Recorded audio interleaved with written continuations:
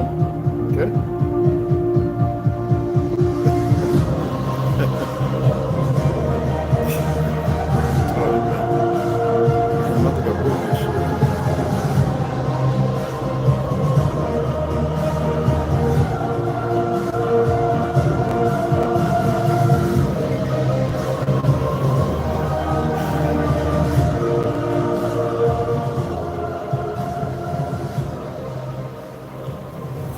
Hans, West, what's going on, West? What's going on below this Upper Harden? What's slapping? What's slapping? What's cracking? What's cracking? Yeah, it's good to see you. Upper Harden, what's up? What's up? What's good? What's good? Let me get this little. I know it's a little later from what I said, but like, what the heck, got some more exercise in y'all. I was in the sweats, you know. I put the sweats on when I work out. Like, hit some more chin-ups. Did some more pull-ups, hit the medicine ball a little bit, hit the dumbbells, and I said, shit, I'm taking me a nap. So, you know, had a dream. Yeah, boy. Just waiting for a few more people to come in. I got the little timing thing that I could do to set up that's based on timing the live. I didn't feel like it. Because usually when you set up later on, and if you're right on time, it'll already count it down right before you go live. But I was going to do the like 10-minute one and do like, I think I only know how to edit it into a video, so wait a few more minutes. What's today, Thursday? Or I had a good nap, yo. I want to go right back to sleep too. No, today's Wednesday, tomorrow's Thursday. Okay. Yeah, we're just gonna read. Could just read out the way. Oh wow. When did they turn? I got an update now. It's doing something weird. I don't want that to be locked. It's supposed to be in split screen. Hit that. Hit settings. What the? What is customization? So this is some new shit. Stop.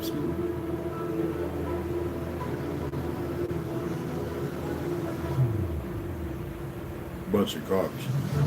Yeah, all that update.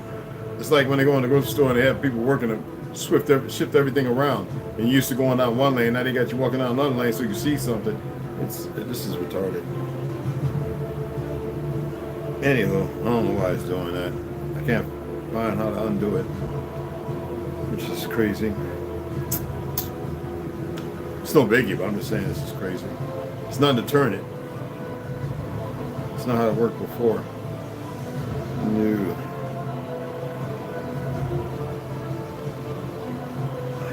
And this internet. It's weaponized, that's for sure. Is that what it is? No, I pulled out of there. I'm gonna keep that up. And that's 6, right? Okay. Done.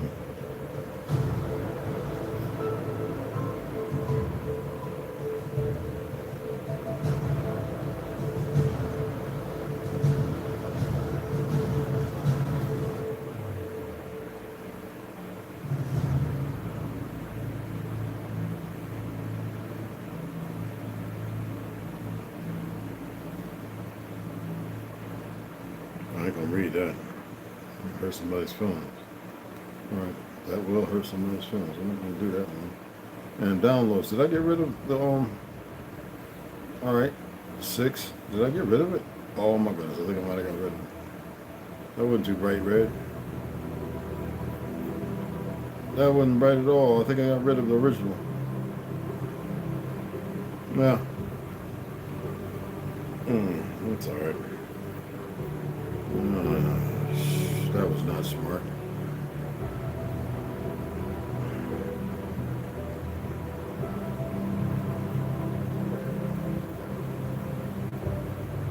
Well, no, we're good. I think we're good.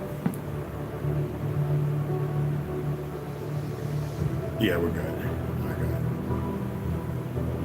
We'll read that tomorrow. That's why we'll make sure. Excuse me, people. I took a nap. I worked out for like, I don't know, 33 minutes, 34 minutes, or something like that. Oh. No. Okay, anyway, let's go ahead and get it in. I want to read a few of these. They're short ones, but to show you, it's funny how everybody on one side wants everybody to dismiss it, and those who are in the mix of something wants everybody to dismiss it. And those people whose lives seem like it's been pretty decent, this is all a design. They want to, like, it never happened. And then the ones who still want to run around talking about Hitler and all that other stuff, not knowing where that salute come from or nothing, them the ones that everybody want to jump on, but they don't put them, when they put themselves out there in the numbers they do, you better believe they're going to have police present, because people will kill them. These little dumb racists. Anyway, this is 100 Years of Lynching by Ralph Ginzburg. I'm not going to show you the book, it's unnecessary. Let me turn this down a little bit more. I'm going to get through it kind of quick, because I took a warm shower to keep the cortisol levels down. I need to take a cold shower. Anyway, first one here is Montgomery Advertiser, August 26, 1918. Negro, half-wit Negro, is lynched. He threatened to lynch whites. Anyway, Birmingham, of course you know it's Alabama, August 25th. Deputy Sheriff, any of y'all ever look back at who was in Alabama in 1913? And how about 1859? Read his biography, its bio, around those times. If you can't go back before that, 1875, 1825, have at it. We know there was no census, but if they mention natives, you got to remember it weren't Mongolians. If they mention natives, aboriginal, or no, indigenous, you do math. Anyway, because that's not the plains, people. And we know where the Pequot come from a little farther, right? Well, they actually were some of the first ones attacked. Are y'all aware of that? And the first ones to work with merchants or seafarers, right? The wooden ships, not the iron. Pirateers and stuff like that. Better believe it. Wasn't no Mongols or Mongolians or whatever you want to call them on those ships, were there? Anyway, Deputy Sheriff Dave Kinbrook today reported the lynching of Wilson Gardner, a young Negro half-wit who was found Sunday hanging by a belt.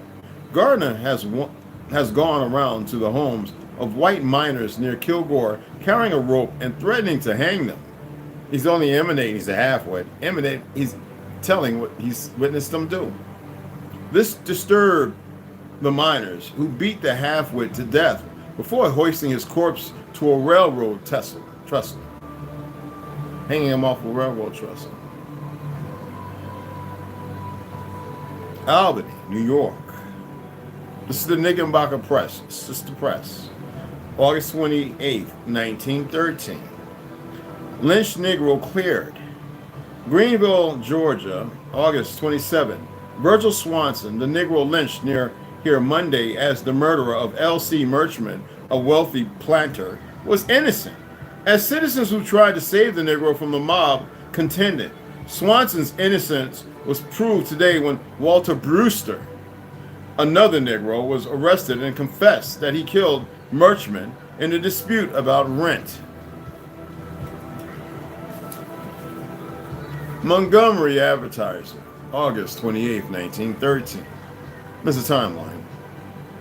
Jennings, Louisiana, August 27.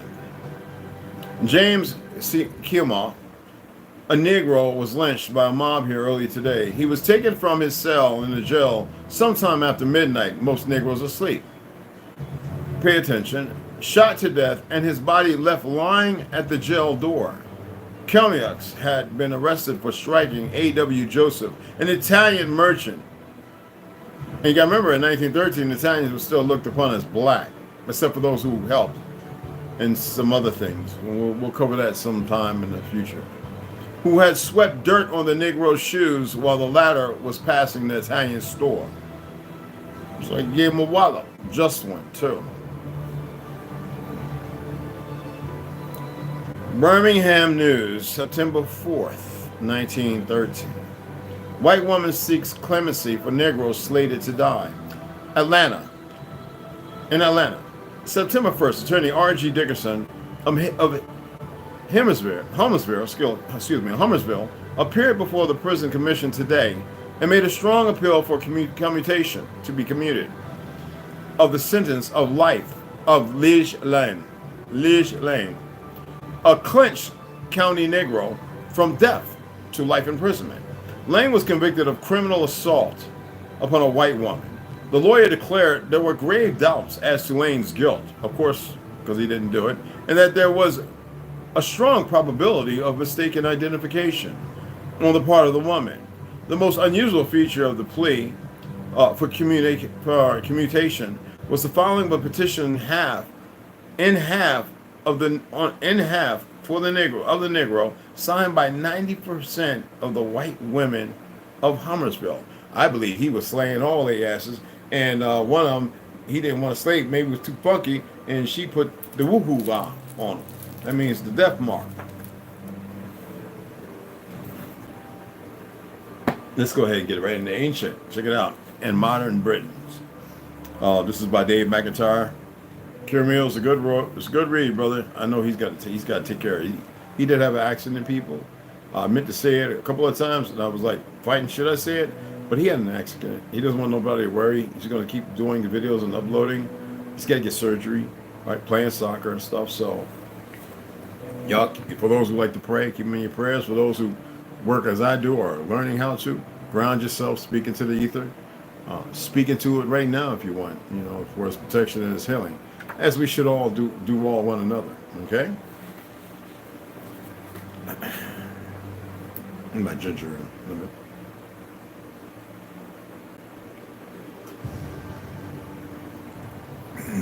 That's good. Let's get right into it, okay? Now, the types are not extinct, and we were talking about golden hair, blue-eyed, rosy cheek, and the dark skin, black hair. We're talking about the difference between those melanated pales and what is considered the Negroes and the pale skins, all right? Now, the types are not extinct, but they are represented by the one united people. Besides, although it is proposed in these pages to ascertain if happily there may be any good reasons for believing that the British Australoids were as swarthy as any other branches of that family. Yet even to prove this would do nothing to prove that the clear-skinned, fair whites had not an equally humble lineage. Wow. The abject and hideous race of Hottentots encountered by Serpa Pinto were white-skinned men, and he assigned them the very lowest place in the scale of humanity. And at any rate, y'all heard that, right? Hottentot. So Egypt was pale skin? Wow, light beige? No. That motherfucker was as dark as midnight. Anywho, and he assigned them the very lowest place in the scale of humanity. And at any rate, if the theory of evolution be a true one, it is evident that the origin of all the human families must unquestionably be humble, whether white or black. Further, the incidental feature of complexion is of little importance ethnologically, since it is the anatomical construction that determines the rank of the being or human or otherwise. Not only are the two types closely intermingled as to color, but the irregular and less pleasing characteristics of the Australoid may be easily detected even in families whose complexion would of itself proclaim them to be pure Xanthochroi. We have all a pretty fair idea of the kind of face belonging to this latter division. Now that's Xanth, okay? Just like the Australoid, but it's with this TH, it becomes OCHROL, I believe. Or I. It's Croy, that sounds like L, but it's Croy. CHORI. I'm below, way below it. So anyway, a perfect specimen of it is such as the painters give to Adam or to the angels, and such a face is exquisitely handsome. But many who seem at first to belong exclusively to this division cannot undergo successfully a closer scrutiny. One has the coarse and flexible mouth of the Australoid. Another shows his kinship to that race in the formation of his upper jaw, are in the shape and size of his teeth, while a third has the short, flat nose of the Mongoloid and the Australoid. The hair, though, light in color, may be as crisp and curly as a Negro's, or in the shape and size of his teeth, while a third has the short, flat nose of the Mongoloid and the Australoid. The hair, though light in color, may be as crisp and curly as a Negro's, and other race signs, alien to the purest fair whites, may be visible in the natural growth of the beard, or in its scantiness, or its total absence. All of these marks may be detected among men who, at the first glance, appear to be Xanthokroi, and they proclaim a mixed lineage quite as indisputably, as does a tawny complexion or raven hair. You may see faces of a distinctly Mongolian, and even of a Negroid caste. Now, in families whose pedigree may be traced for many generations without disclosing the slightest hint of extra British blood, it may be only in the structure of the head and jaw, the complexion being clear red and white, and the eyes blue, or it may be in the structure and complexion both, and that this resemblance is visible. Since, therefore, the least handsome of the physical attributes of our heterogeneous nation are shared, and in some degree by the most of its members, there can be little fault in specifying particular locations and their inhabitants where it may be convenient to do so. Now, indeed, this has been done over and over again. Thackeray, for example, notices the flat Tartar faces and squat figures of the Southern Irish. A recent writer dwells upon the fact that in certain districts of England, where the names of the towns and villages show that the Saxon and Danish conquerors occupied the country in overwhelming numbers, the descendants of a race not unlike the modern Eskimo are still found. Now, the Hebrideans, who will be referred to more particularly, are described by another writer as being very Mongolian in feature. And indeed, the prominent cheekbones that form a most striking feature of the Mongoloid are regarded by many as the attribute of every Scotsman. But as that word is often loosely used to designate any native of Scotland, or what, listen, you hear that? Or whatever lineage, this feature need only be the property of certain Scottish tribes, conquerors. So far as complexion goes, there can be no doubt as to the presence of a vast infusion of colored blood. There are, of course, no living Britons who are as black as Negroes, but some are as dark as mulattoes, and many darker than Chinamen. To regard ourselves in the mass as white people, except in a comparative degree, is quite a mistake. We know this, Proto-German. We know this by the original people of Germany or Prussia or Europe, right? They made sure to annotate it, to which they dummies were too dumb to get rid of it. Bleak, blanc, bleach, black, the word black.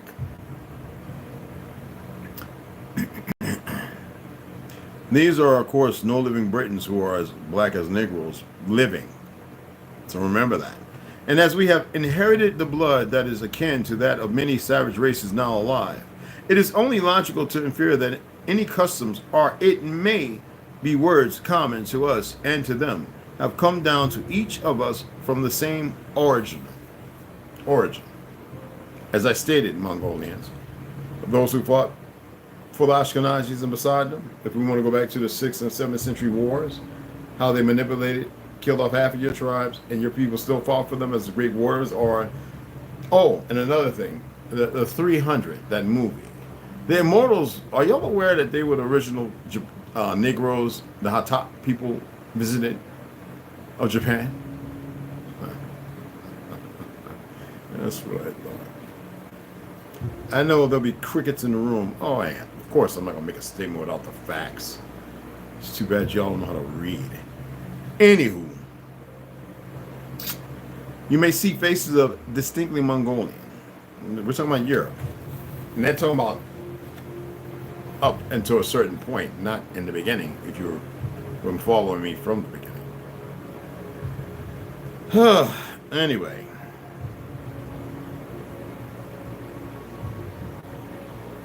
Since therefore the least handsome of the physical attributes of our heterogeneous nation are shared in some degree by the most of its members, that can be little fault in specifying particular localities and their inhabitants, where it may be convenient to do so, mind you. Indeed, this has been done over and over again. Thackeray. Hold that shit, okay? For example, notices the flat Tartar faces. They're in a resemblance to, okay?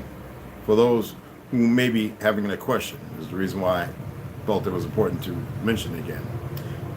And squat figures of the southwestern, listen to this, squat figures, that means from the trois, the mixing, the new bread, or breed, the new breaded or breed. A recent writer dwells upon the fact that in certain districts of England, where the names of the towns and villages show that the Saxon and Danish conquerors occupied the country in overwhelming numbers, the descendants of a race not unlike the modern Eskimos are still found. The Heterogeneans, as we mentioned,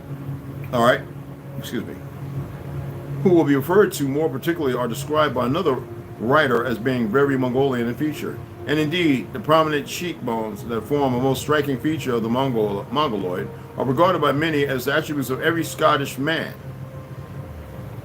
But as that word is often loosely used to designate any native of Scotland, or of whatever lineage, this feature needs only to be the property of certain Scottish tribes. So far as complexion goes, there can be no doubt as to the presence of a vast infusion of colored blood. There are, of course, no living Britons who are as black as Negroes, but some are dark as mulattoes, and many darker than Chinamen. To regard ourselves as the mass of as white people, except in a comparative degree, is quite a mistake. I had to reiterate that shit. Okay?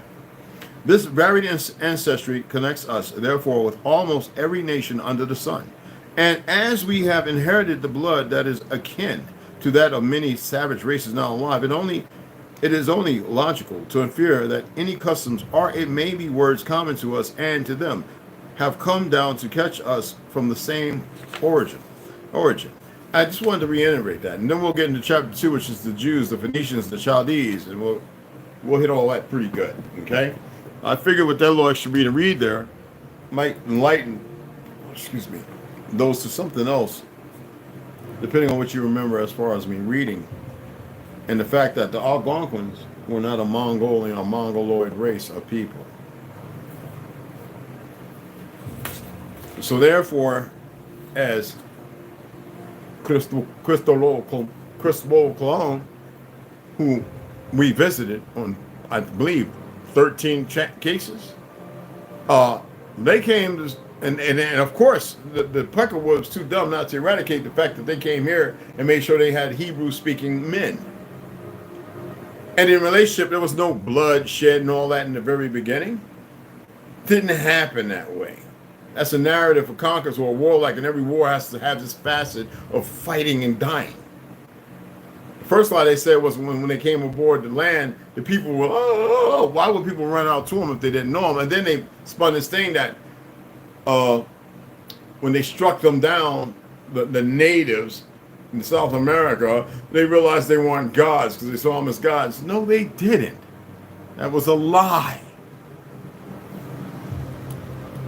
And they all could understand each other.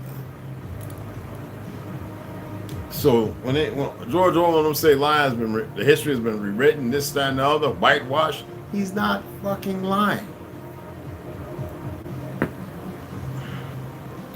Jews and Muslims in British colonial America. Another one, we kind of brought it with him. I thought it was a very good tactic and very good skill for him to bring them together.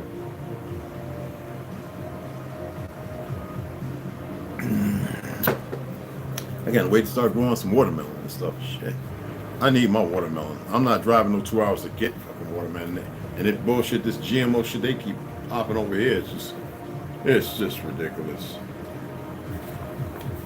Woo, child. Okay. Got that. So we already covered Caribbean Jews. Okay. Now we're at Marcus Sirius. Okay. Well done. Hey, hey T, what's going on? I got you all right. Yeah, yeah. I'm trying to see if anybody else came in.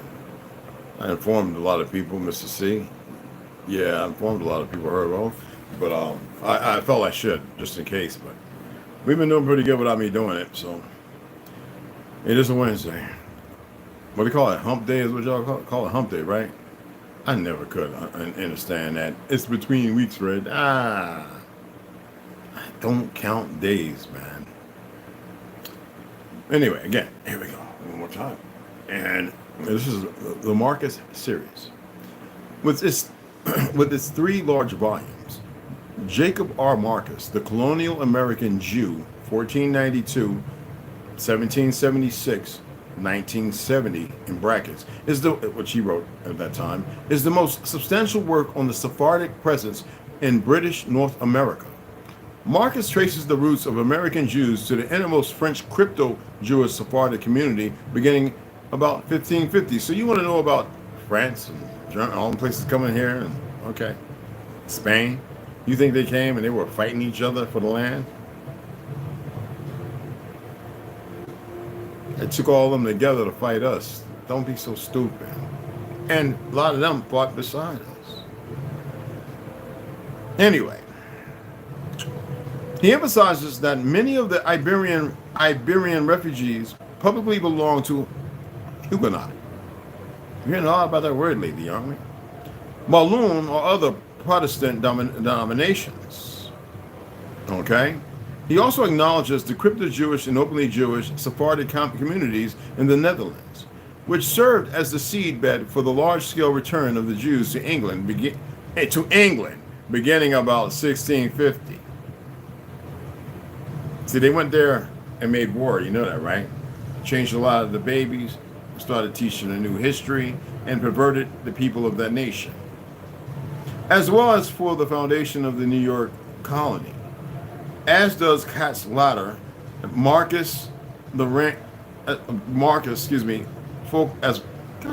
as does Cat's later and Marcus focuses attention on the underground Jewish community that flourished in England from the reign of Henry VIII, 1509 to 1547. Now he suggests, as we noted in chapter 1, that Cristobal Colon was a converto Jew whose family resettled in Italy, and that not only Columbus navigated, but also 5 additional crew members were Jewish. Alonso de la Calle, Marco, a physician who bore the same surname as Marcus himself, and Mastre Banal, a physician. Rodrigo Sanchez de Segovia, the controller, and Louis de Torres, interpreter. Sephardim in the New World had a wide variety of occupations and lived at all levels of the socioeconomic spectrum, according to Marcus. They were shoemakers, tailors, blacksmiths, tavern keepers, peddlers, mariners, masons, ship captains, factors, barkers, gold and silversmiths, butchers, tanners, physicians, notaries, mine and mill owners, merchants, what was the other one here? Merchants, candy manufacturers, slave dealers, city mayors, priests, bishops, bankers, tax collectors, and provincial governors. Judaic religious traditions were usually observed in private. Worship services were held in the homes of anyone where a group would gather on Shabbat. And because no copies of the Torah were available, these secret Sephardims would use the biblical Old Testament and the Psalms, sometimes also books like Josephus. I thought it was pronounced Josephus, but this one is Josephus. Ancient history of the Jews also. Marcus paints a revealing picture of Jewish mercantile activities involved with Spanish and English economic interests. Some of the Jews, and what they're not mentioning here is in those things they got together, planning and ploying for the next thing and the next thing. Some of the Jewish Barbadian firms were family partnerships which maintained offices in London where a brother, son, or other relatives lived permanently. Many of the Caribbean co-signees, agents, and factors of the London Jewish suppliers were fellow Sephardim. These Jews in the English Caribbean islands either did business with their fellow colonists or by one means or another transshipped goods to the Spanish possessions, speaking Spanish and Portuguese. Goods. They soon established commercial relations with American Marranos and New Christians, and furthered a traffic that brought hard species into the coffers of the London merchants, and Jewish importers and exporters of the British West Indies also had substantial dealings with Europe and the British North American colonies. The islands were particularly dependent on the North American colonies for provisions, and there was a steady economic traffic between the Jews of the two areas. Actually, the Jews of the islands trading local slaves against Pennsylvania floor had been in touch with Philadelphia merchants as early as the late 1600s, when not even one open Jew lived in Philadelphia. The islands sent sugar, molasses, rum, and spices. Why would they have to go to the islands to get rum? It was a drink that the original inhabitants made there, like we made whiskey. North America in exchange for fish, fodder, grain, other foodstuffs, and lumber. Ever since the second half of the 17th century, West Indian Jews had traveled back and forth as far north as New England in 1679. For instance, 12 Jews had left Barbados, and Nevis and Suriname claimed one each. 2 went to Jamaica, 2 to Antigua, 2 to London, 1 to New York, and 3 probably to Rhode Island. Can't hide these motherfuckers no more, can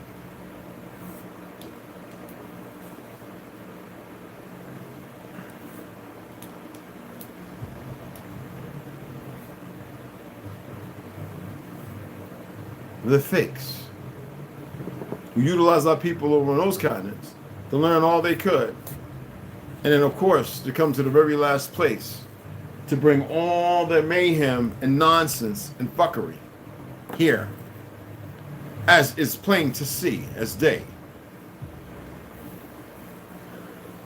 And then we'll come back and read Alien World Order and Pale Horse together, because I want to read that because of the UFO thing. I really want to read that together. You can't make this up. And I know people be going, damn, that's hard, Red. Oh, man, fuck that. We've had a hard fucking life for no good fucking reason other than people's stupidity, their ignorance, not accepting the reality and truth, and a bunch of monkeys who have always been scared to stand right up in front of us and need us very weak and sickly. Lord, what's going on, beloved? What's happening, brother? I got your website already. But anyway, I just wanted to get that little read in. I might, because the one time when I came on and read it by 8:39, everybody was up. I was like, what the fuck is this? So I might come back and read those two before I take it down. I'm going to go and take a cold shower, y'all. Good 10-15 minutes. Just stand in the cold water. Just let it just shock me and make me woo ha and all that other stuff. I need it. I need a little snap me back, bring me back into focus. Like I said, I don't take hot showers. I take kind of warm. It's still, most people would be like, that's cold, but I don't feel it.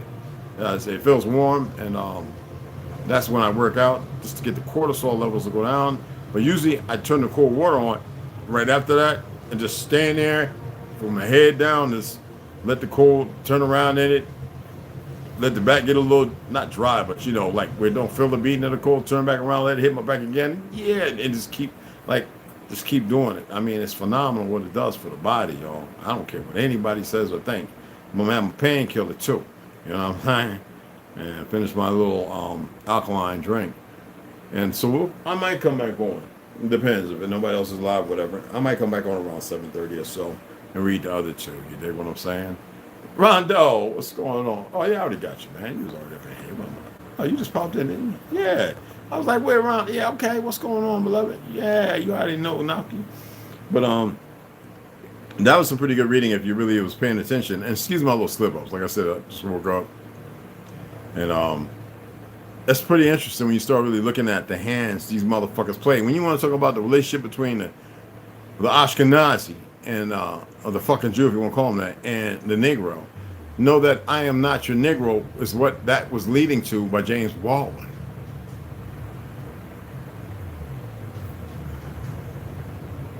Oh, nobody ever told y'all that?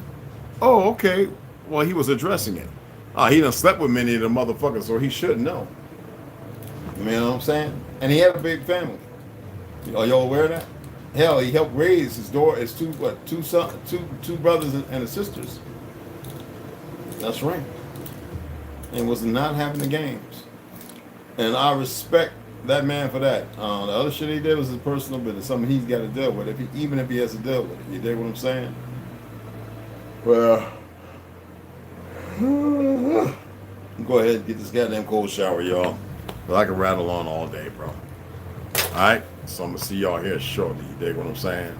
Number of love, number of respect. And I hope y'all training. I hope y'all putting runs down the range. I hope you're moving, being tactical. I hope you're paying attention, looking willfully and sternly, over exaggerating your look so that way you're comfortable in doing it. It's like somebody saying, "Get your hands behind your back! Get your hands behind your back right now! I'll pull your fucking head." You see, actually being able to do it on cue. And